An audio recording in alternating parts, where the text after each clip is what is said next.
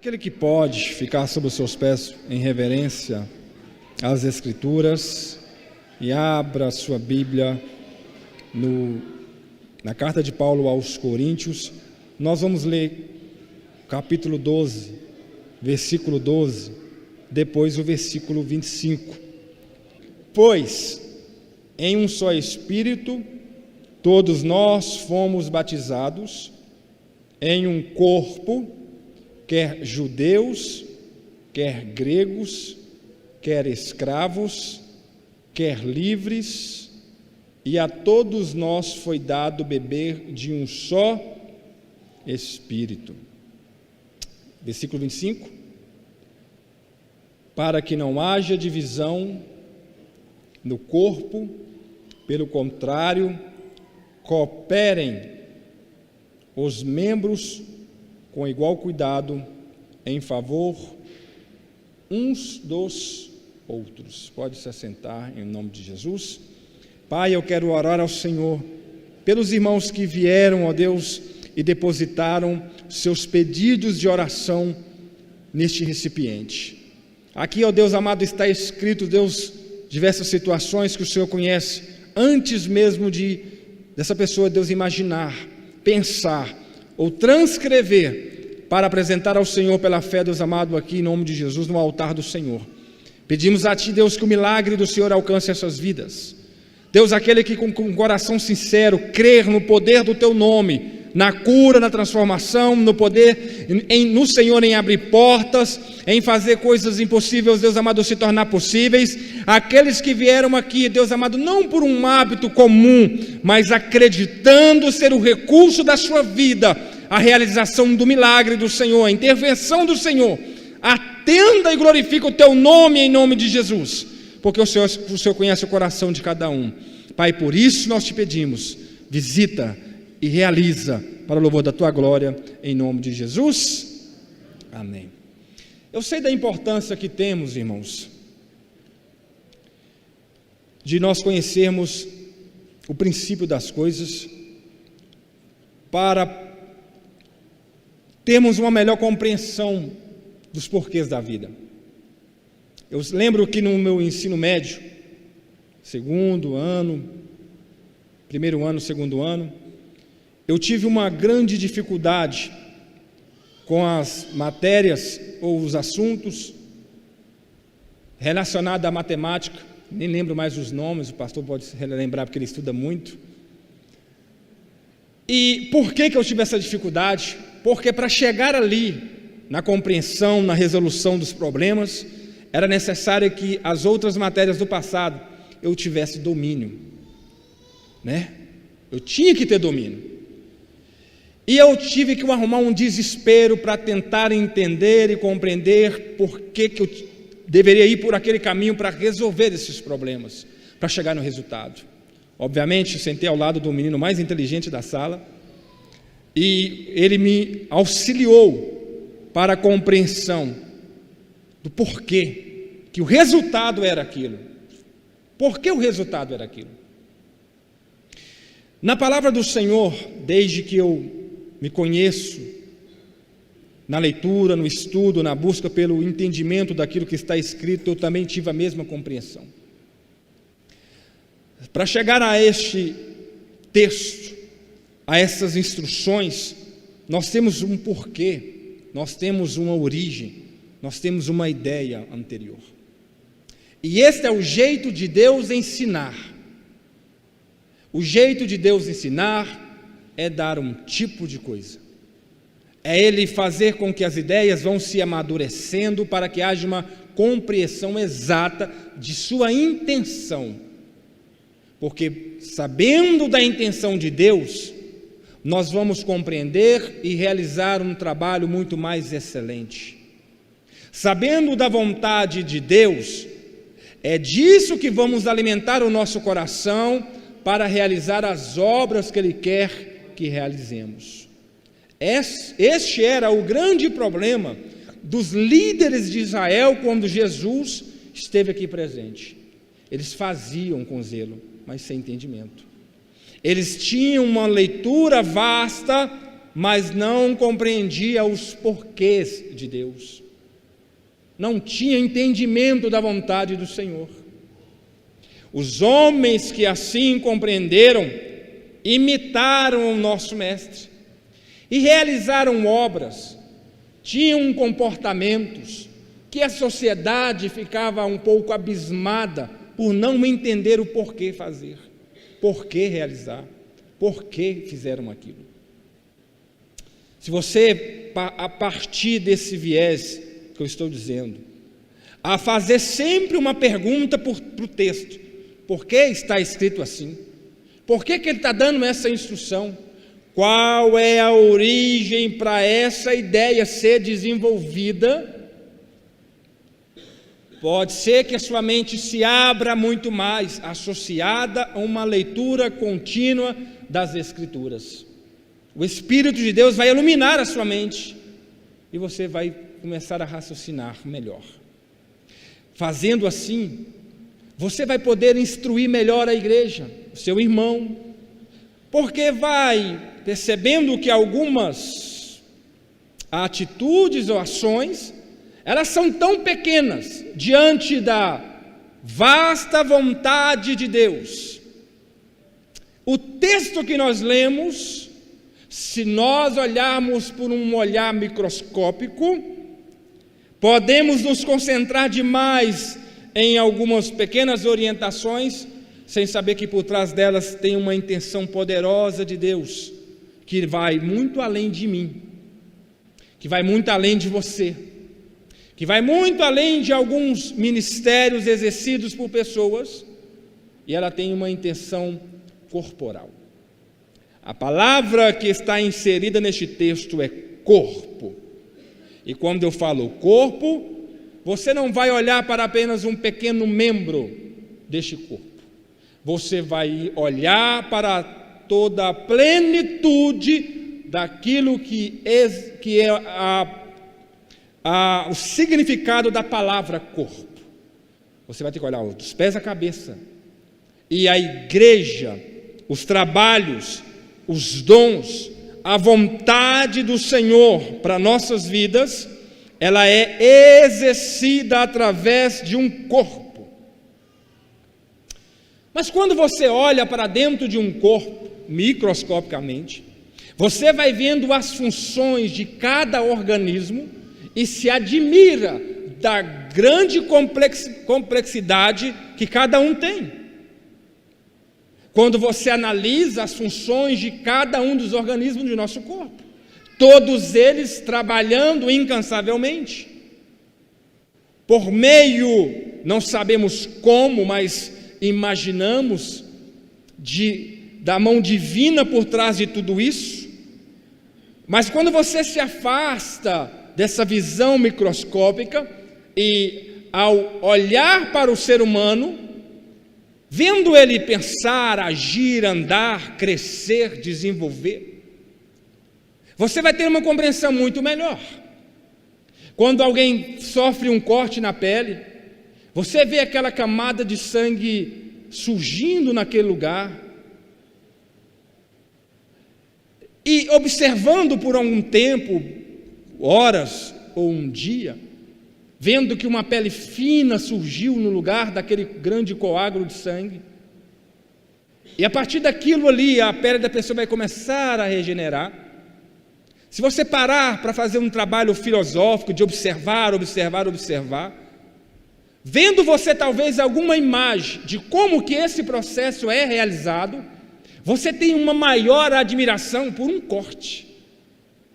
Quando você lembra dos processos mínimos que está ocorrendo no interior do teu corpo, você vai dizer assim: que maravilha que é quando um corte é regenerado.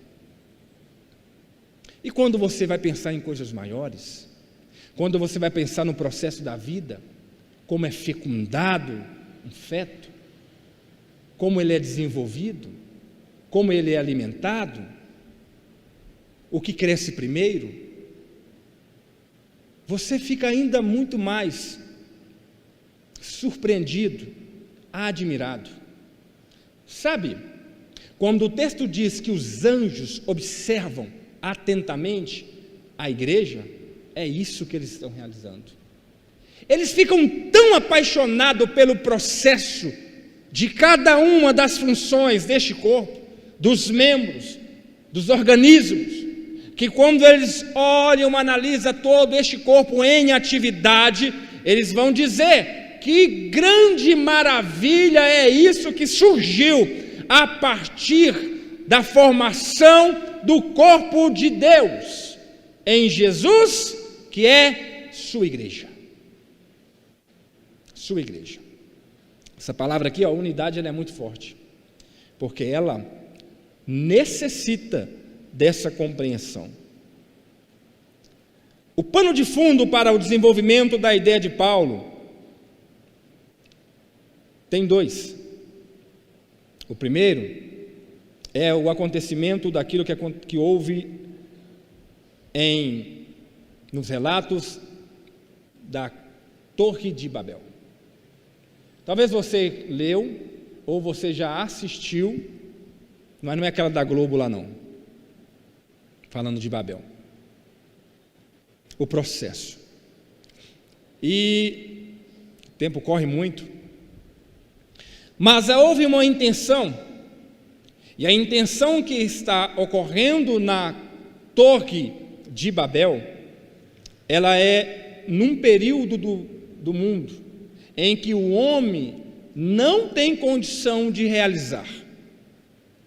Estou dizendo isso porque ela vai fazer o antitipo, daquilo que vai ocorrer em Atos, no capítulo 2, que é o processo contrário daquilo que nós vamos enxergar no capítulo 11 de Gênesis, que é a história da Torre de Babel. Somente a partir daquilo que acontece em Atos 2, com a descida do Espírito Santo, existe a possibilidade de a igreja viver em unidade. Somente a partir daquilo. E para acontecer o derramamento do Espírito Santo, é necessário que um processo anterior tenha ocorrido, para dar sustentação, para que mantenha aquilo que é a vontade de Deus para a igreja. A unidade só vai ocorrer porque existe uma influência poderosa do Espírito Santo de Deus, para influenciar, para dar sabedoria, para dar condições. É importante nós compreendermos de forma tranquila, serena, a vontade de Deus para nossas vidas, para que nós não sejamos movidos a sentimentalismo e emocionalismo, porque isso não é a plenitude do trabalho da igreja. Como assim? A igreja não é somente um momento de uma reunião de culto, mas também é, mas não é somente isso. Quando Paulo fala de unidade, ele está dentro de uma ideia que está sendo desenvolvida, que após ele saltar o capítulo 3, falando de amor, ele vai continuar a relatar a sua vontade, a vontade de Deus para a igreja. O que ele está começando a secar no capítulo 12, ele vai terminar posteriormente. E o entendimento de Paulo é que a igreja, além de ser um lugar onde se reúne, um momento de reunião, um momento de culto, ela é algo que está acontecendo lá fora. Mas isso só é possível porque está presente no meio dessa igreja o Espírito Santo do Senhor. Para que haja a unidade da igreja, é necessário o domínio do Espírito Santo de Deus dentro dela, no meio dela. E nós vamos falar de uma igreja como algo que está presente no mundo, uma igreja, mas que nós aqui, principalmente na Igreja Anel de Selá, ou no ministério onde você congrega, é uma parte deste povo que precisa exercer o seu trabalho bem feito, de forma legítima, orientada pelo Espírito do Senhor, para que essa igreja cresça de forma sadia.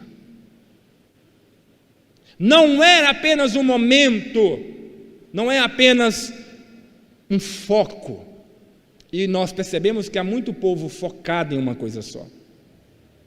Cito um exemplo. Em alguns lugares, onde o trabalho ele tem que ser pleno, tem que ser desenvolvido, tem que ser de multiforma, há uma energia sobremaneira gastada apenas em um tipo de manifestação de dom. Fala um português claro para mim, por favor. Falo também para entendidos e para quem não entende. Se você vê um lugar onde o único objetivo daquele lugar é reunir crentes, para que cada um possa demonstrar sua capacidade de falar línguas estranhas, ou de revelar segredos de coração ou identidade de pessoas, ela está exercendo apenas uma ponta muito pequena do trabalho que a igreja tem que realizar. Um exemplo é isso. Quando falamos de unidade, falamos de povos, falamos de pessoas, falamos de diversidade. A Torre de Babel, no versículo 2 do capítulo 11, vai dizer: sucedeu que, partindo eles do Oriente, um povo de um lugar apenas, Deus mandou o povo se espalhar pela terra, povoar a terra. Era vontade, mas um povo partido de uma região do Oriente andou pelas terras até chegar em um lugar. Deram numa planície, a Bíblia vai dizer, na terra de Siná, habitou naquele lugar. E ali um começou a conversar com o outro para terem uma intenção, exercer uma comunicação. Vamos realizar uma cidade, vamos fazer tijolos, para que ela sirva de pedra, bitume, ou betume de argamassa.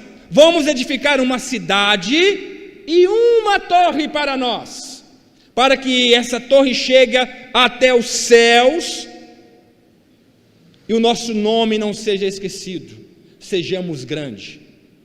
O erro deste povo do Oriente, um povo, era ser maior que os demais, era ser domínio, era ser dominador. É importante eu gravar essa palavra, porque Deus está descendo para analisar o trabalho de um povo que tem uma intenção, tendo uma condição deplorável, condição pecadora, condição onde a vontade do ser humano, e unicamente a vontade do ser humano, era o que dominava as suas atitudes, as suas ações. E o que eles desejam fazer? Exercer soberania, domínio sobre os outros demais povos. Um povo só. E eles exercem a comunicação.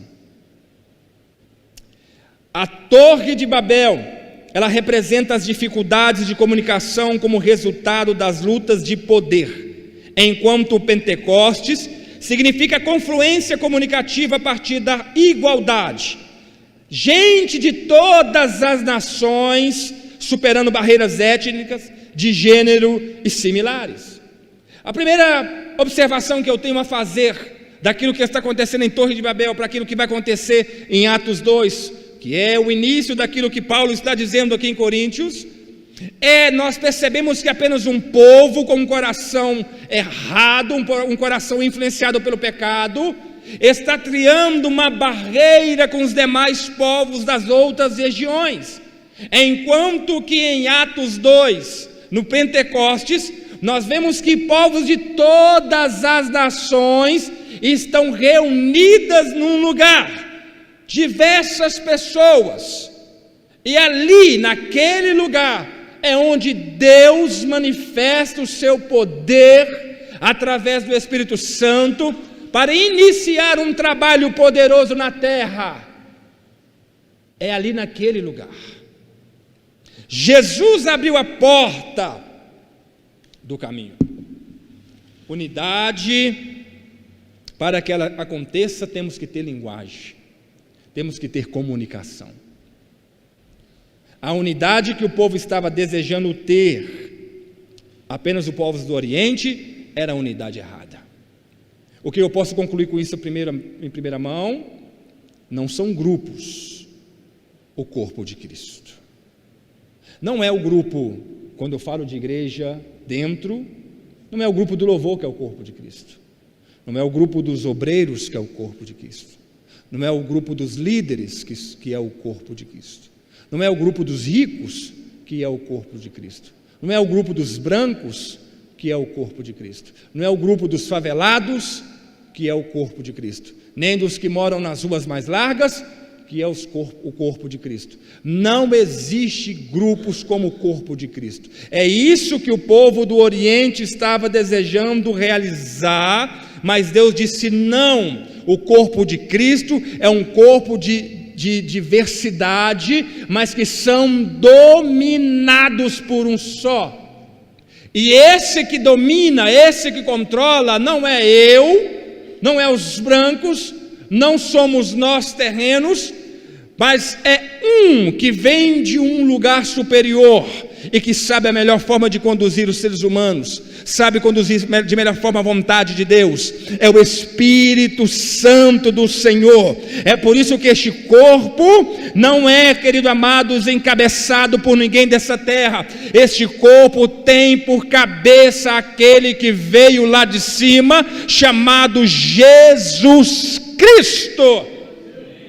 É Ele quem domina, quem controla e quem pode dar direção.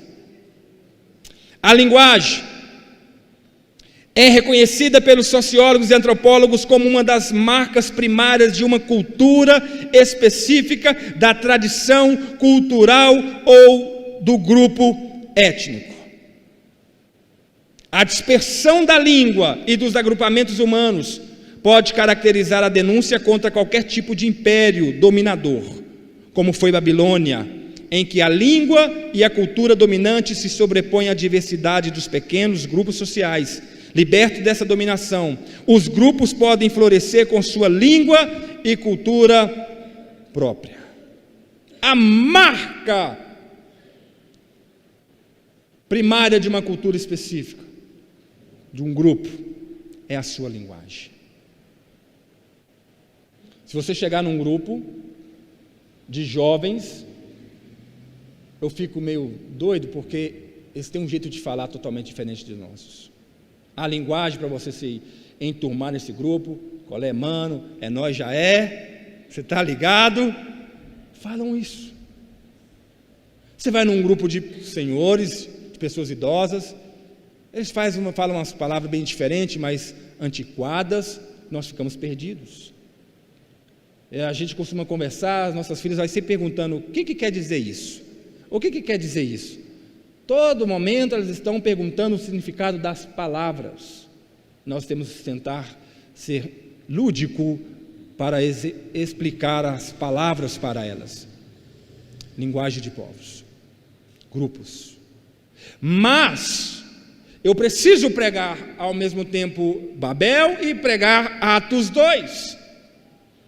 É a própria linguagem que está sendo derramada naquele momento, onde nós lemos que línguas, repartida como de fogo, é depositada sobre cada uma daquelas cabeças, mais de 120 pessoas, diversas, homens, mulheres, galileus, ali tinha gente de todos os lugares, de diversas formas, situações financeiras, reunidas orando, e Deus derrama sobre eles o poder.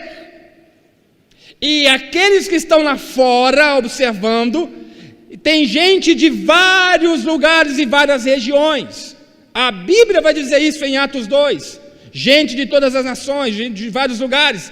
E eles vão dizer assim, o que é isso que está acontecendo?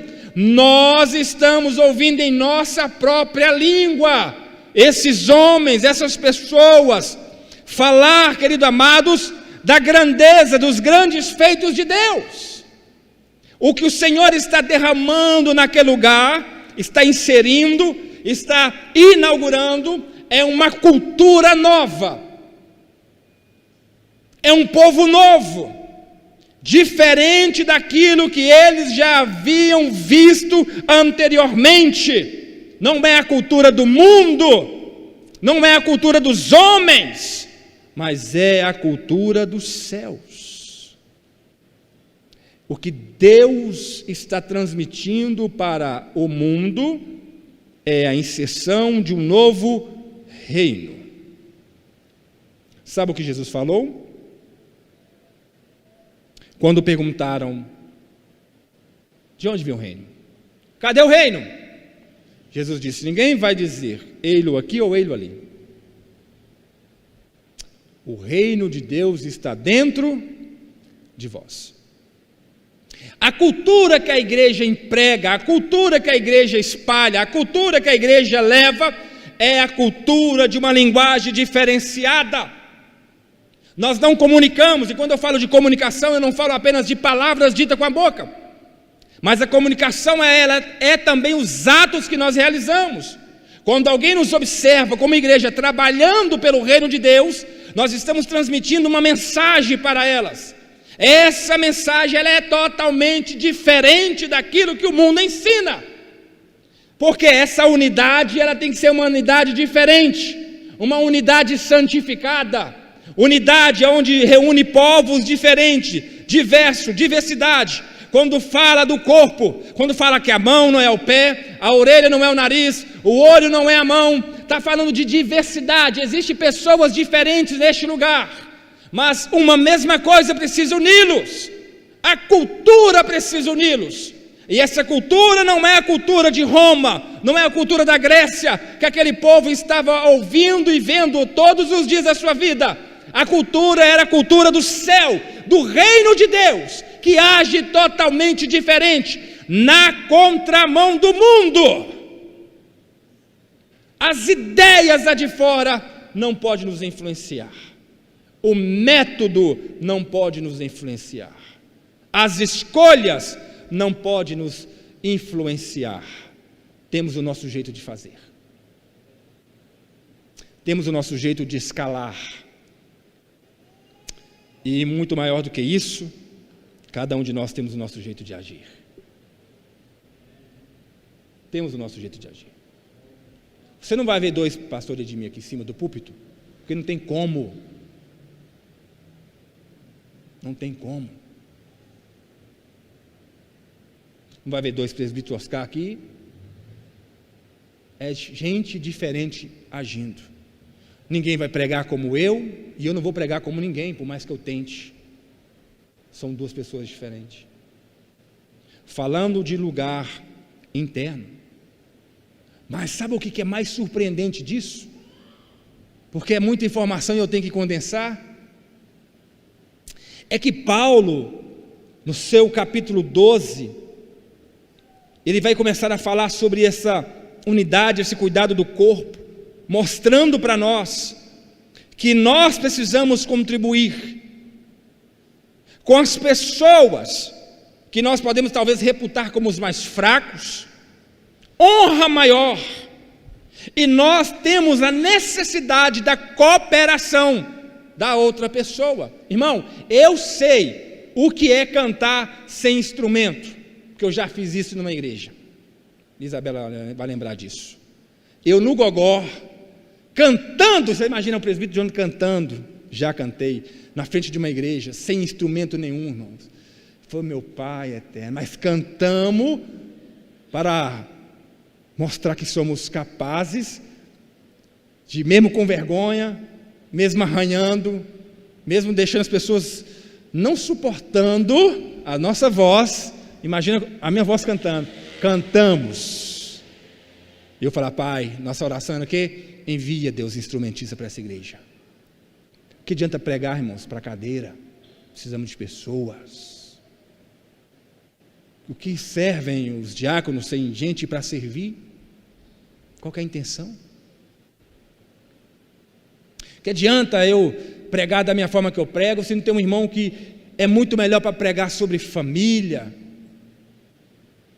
sobre outros assuntos? Não tem esse negócio de que tem que ser assim.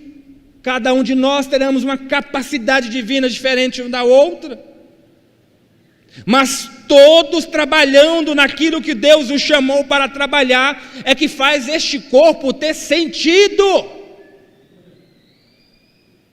Por isso que a unidade ela é tão necessária, ser ensinada, ser apreciada e ter um cuidado poderoso, porque se nós tentarmos construir unidade, como o povo de Babel construiu, estamos indo contra a vontade de Deus. Vamos ver arrogância dentro dos templos, vamos ver prepotência dentro dos templos, vamos ver pessoas achando que são melhores do que outras dentro dos templos, mensagens totalmente contrárias àquilo que Deus quer ensinar em cima dos púlpitos. São gente com sentimento de Babel, porque aquilo que Deus nos ensina é sermos dependentes de Deus, de Jesus, através da unção do Espírito Santo, e nós não separamos, nós não, querido amado, não honramos pessoas mais do que outras, nós colocamos todos no mesmo nível, no nível da dependência de Deus para realizar todas as coisas. É totalmente diferente. Ninguém é melhor do que o outro. É assim, exercendo este cuidado, é que vamos conseguir realizar aquilo que a palavra de Deus está nos ensinando sobre unidade. Somente assim. Vocês são o corpo, a palavra que eu li no início, vocês são o corpo de Cristo. Internamente, Paulo nos instrui, por exemplo, posteriormente ao início dessa instrução, a respeito de quando acontece o culto, que dom, ele está falando de dom, ele vai falar isso a respeito do corpo, mas posteriormente ele vai linkar os membros com os dons que é nos dado para exercer o trabalho, e diversas vezes ele vai citar uma palavra poderosa, edificação do corpo. O cuidado que nós temos da unidade é para a edificação do corpo. O cuidado que nós temos com pessoas mais fracas é para a edificação do corpo. O cuidado que nós temos em perceber que quando a mão sofre, não é a mão, mas o corpo inteiro sofre, e eu preciso de dar atenção para este membro específico, no momento da sua necessidade, é para a edificação do corpo. Dentre aquilo que Paulo vai nos instruir sobre coisas internas e coisas externas, ele vai dizer de momentos de reunião, que durante a nossa reunião, ele vai nos mandar ter cuidado. Quando você se ajunta, por exemplo, no capítulo 14, 26, cada um de vós tem salmos, doutrina, revelação, língua, interpretação.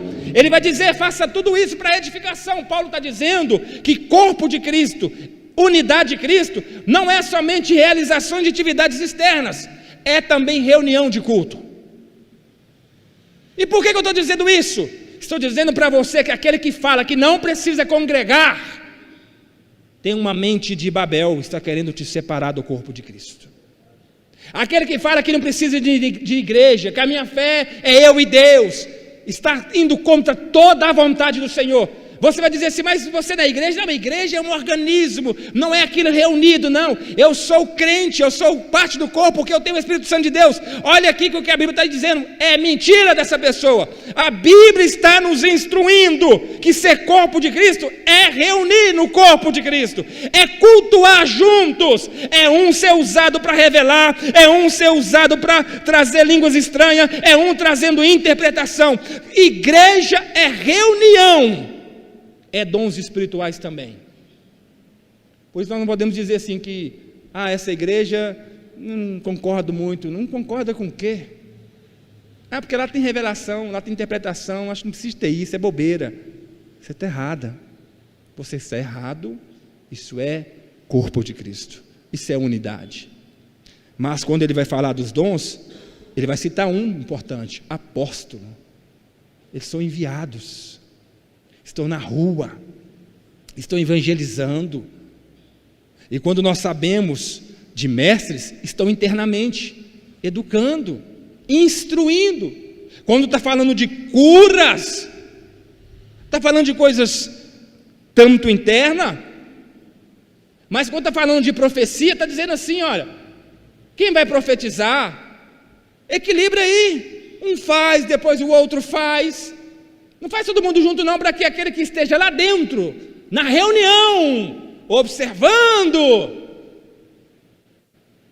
Ele tem entendimento claro do que está acontecendo. E está dizendo que quando nós estamos falando em línguas, haja intérprete. Por quê? Porque vai ter um incrédulo lá dentro da reunião. E quando você explicar o que é que está sendo dito na língua estranha, ele vai ser também edificado. E ele não vai dizer que aquilo ali é coisa de doido. Está falando de reunião. É lá fora e aqui dentro. É unidade lá fora, mas é unidade aqui dentro. São instruções que a Bíblia está dando para nós, como igreja do Senhor. São instruções. Quando Jesus, ele envia o Espírito Santo de Deus, é tão antagônico ao que está acontecendo em Babel, porque estão tentando construir um império poderoso. E Roma tentou fazer a mesma coisa. Construir um império.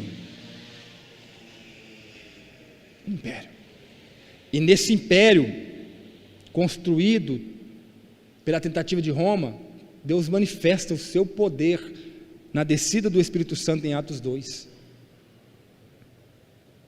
Um único império imenso.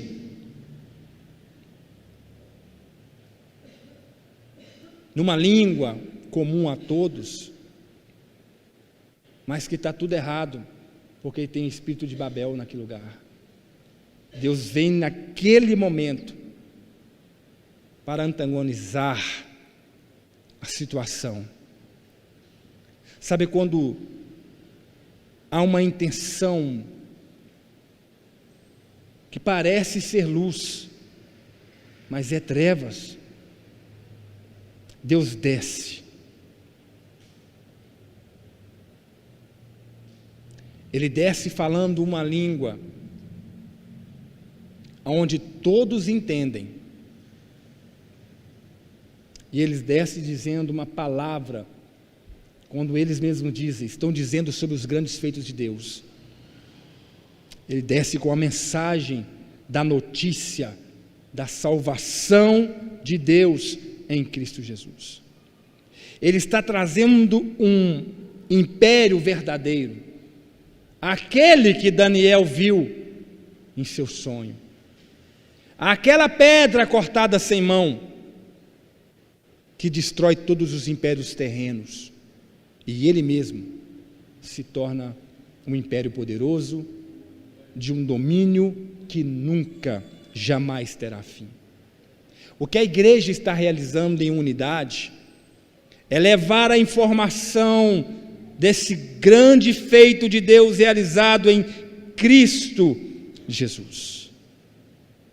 A unidade não possível devido à carnalidade e pecado do coração humano, agora através da santificação pelo Espírito Santo, é necessária para a contínua construção do reino de Deus na vida, dentro de cada um em que recebe o Cristo como seu Senhor.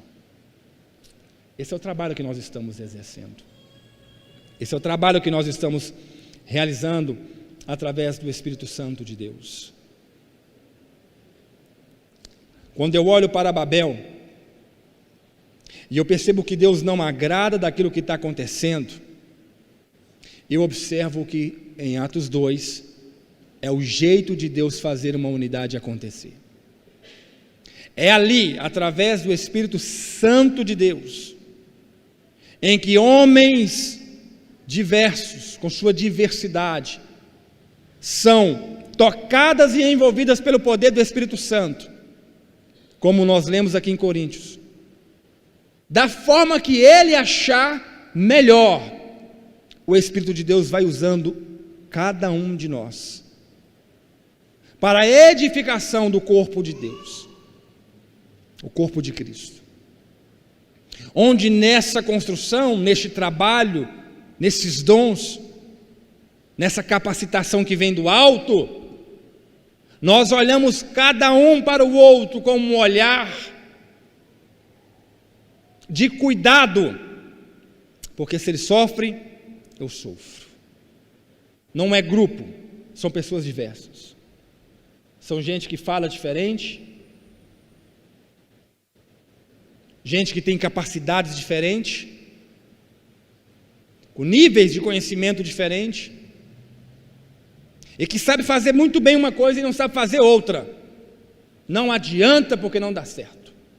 É eu tentando fazer comida, irmão, não consigo por nada.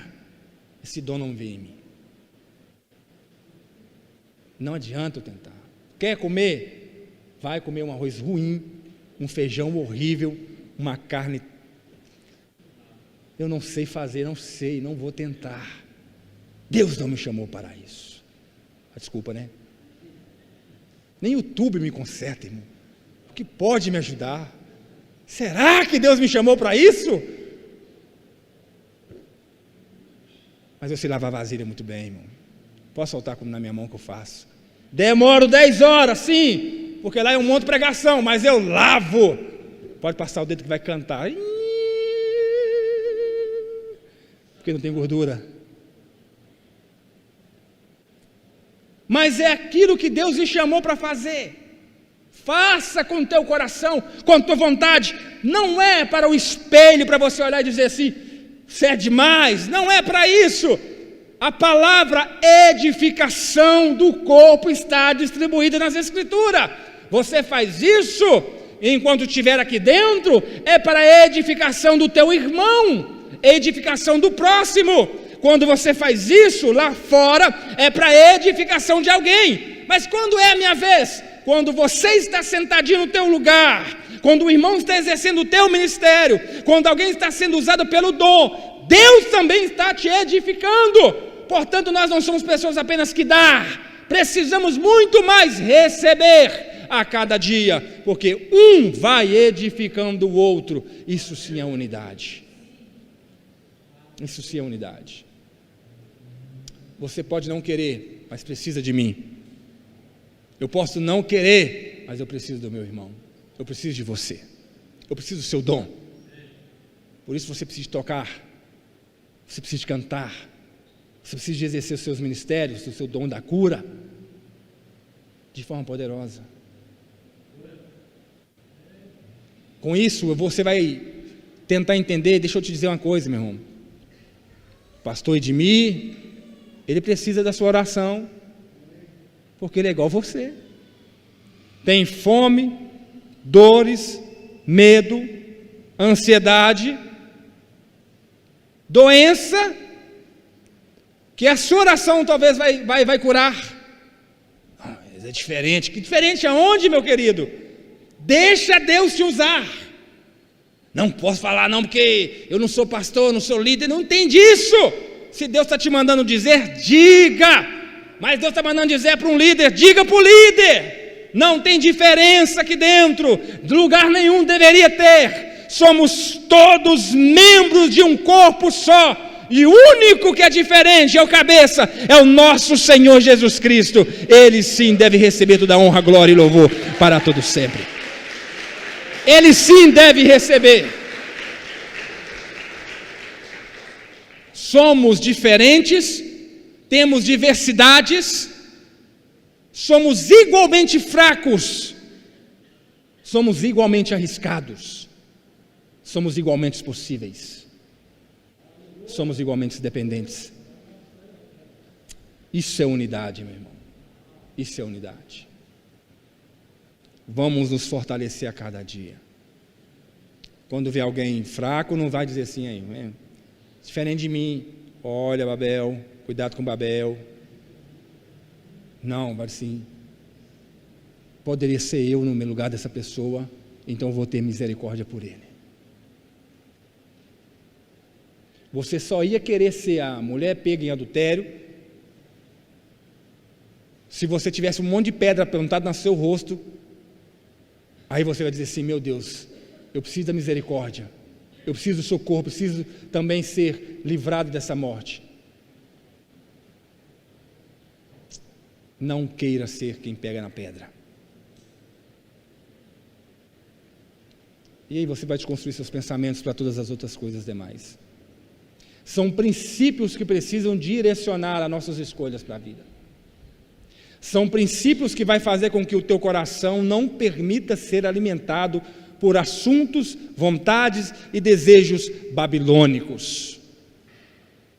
As suas intenções serão intenções legítimas quando se trata de unidade. Essa é a diferença de gente que faz a mesma coisa, mas um tem resultado diferente do outro, porque está aqui, no coração. Ou é um coração babilônico, ou é um coração cristão. Unidade.